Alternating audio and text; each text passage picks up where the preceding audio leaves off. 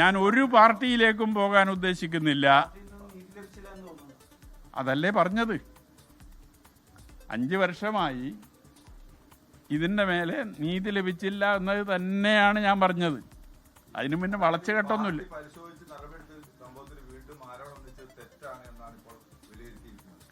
ഈ നടപടിയെടുത്ത് വിശദീകരിച്ച കാര്യം എന്ന് പറഞ്ഞാൽ ആ വിശദീകരിക്കുന്ന അതേ യോഗത്തിൽ ഈ തീരുമാനം ഞാൻ അംഗീകരിക്കുന്നില്ല, ഇത് സത്യസന്ധമായ ഒരു കാര്യമല്ല എന്ന് പറയുകയും ഈ തീരുമാനത്തിൽ പ്രതിഷേധിച്ച് ഞാൻ എൻ്റെ പാർട്ടി പ്രവർത്തനം അവസാനിപ്പിക്കുകയാണ് എന്ന തീരുമാനം അവിടെ പാർട്ടിയെ ഞാൻ അറിയിച്ചതുമാണ്. അന്ന് തന്നെ പിറ്റേ ദിവസം മുതൽ ഞാൻ പാർട്ടി പ്രവർത്തനത്തിൽ നിന്ന് മാറിയിരുന്നു. 8 മാസക്കാലം ഞാൻ ഒരു പാർട്ടി പ്രവർത്തനത്തിലുണ്ടായിരുന്നില്ല. അതുകൊണ്ട് ഇത് പുതുതായി ഉന്നയിക്കുന്ന ഒരു വിഷയമേ അല്ല. ഒരിക്കൽ തീരുമാനിച്ച് വിശദീകരിച്ചു എന്ന് പറയുന്നത് പാർട്ടിയെ സംബന്ധിച്ചിടത്തോളം പാർട്ടി നിലപാട് പറയുന്നതാണ്. പക്ഷേ ആ തീരുമാനം സത്യസന്ധമായിരിക്കണ്ടേ, വസ്തുതയുടെ അടിസ്ഥാനത്തിലായിരിക്കണ്ടേ. അതല്ല എന്നുള്ളതാണ് അന്നും ഇന്നും എൻ്റെ ബോധ്യം. അല്ല, അതെങ്ങനെയാണെന്നത് കാലം തീരുമാനിക്കും.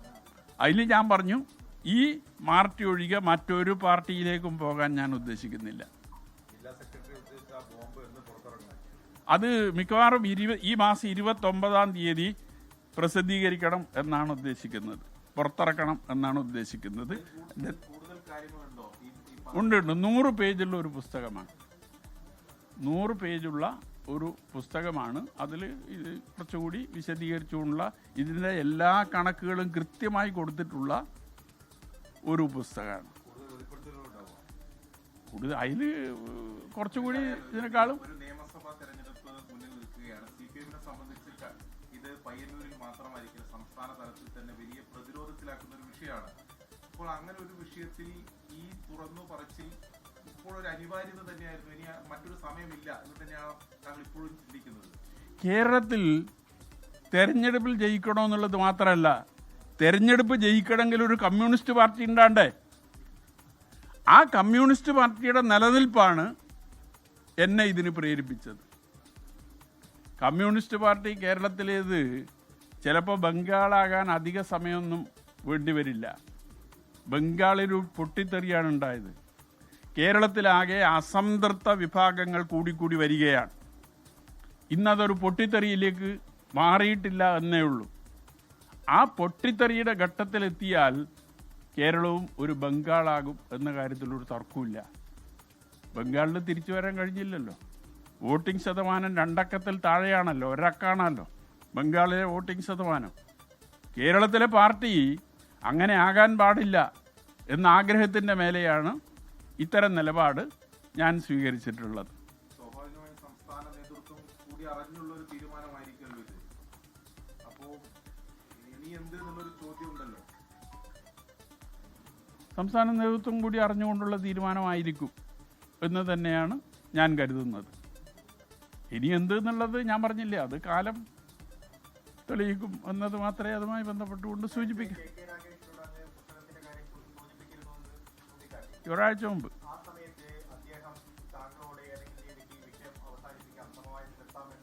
ഒന്നുമില്ല. ഈ പുസ്തകം പ്രസിദ്ധീകരിക്കാൻ പാടില്ല എന്ന് മാത്രമേ പറഞ്ഞുള്ളൂ.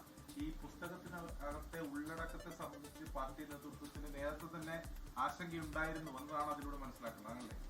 അതെനിക്കറിയില്ല. അത് ആ സൂചന ഉണ്ടായതുകൊണ്ടായിരിക്കണമല്ലോ ജില്ലാ സെക്രട്ടറി അങ്ങനെ ഒരു ആവശ്യം ഉന്നയിച്ചത്. ആയിരിക്കും. ആയില്ലേ? പാർട്ടിയെ തകർത്തുകൊണ്ട് തിരുത്തുക എന്നാണ് MP ജയരാജൻ പറഞ്ഞത്. അങ്ങനെ അതിലെ വേണ്ടതാണ് താങ്കൾ പോയിക്കൊണ്ടിരിക്കുന്നതെന്നാണ് പറഞ്ഞത്.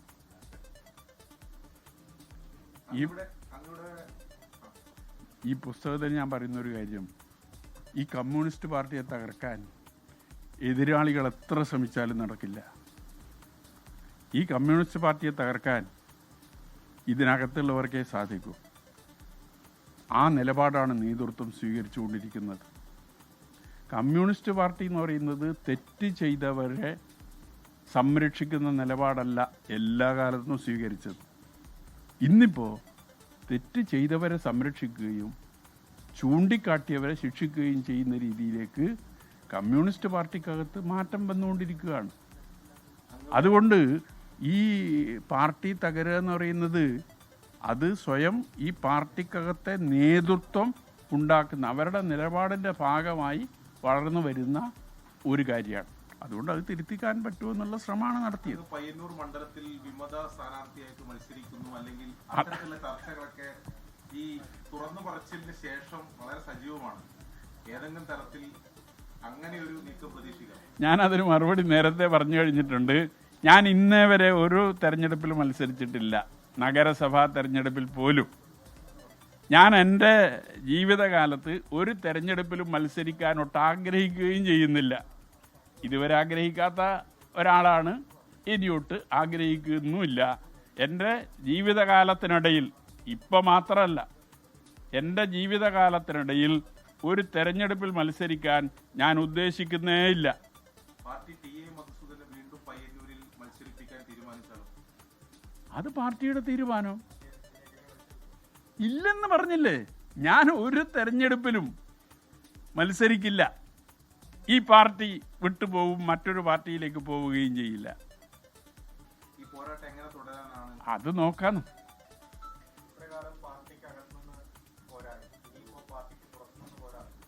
പോരാടും. നിയമപരമായി മുന്നോട്ട് പോകുന്നില്ല. ഒരു പാർട്ടി പ്രശ്നം നിയമപരമായി കൈകാര്യം ചെയ്യേണ്ടതോ തീർക്കേണ്ടതോ ആയ വിഷയമല്ല. ഇന്നലെ ഒരു ചാനൽ ചർച്ചയിൽ ഞാനത് പറഞ്ഞിരുന്നു. നിയമപരമായി പരിഹാരം കാണേണ്ടുന്ന ഒന്നല്ല.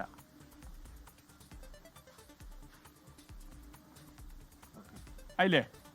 ഓക്കെ.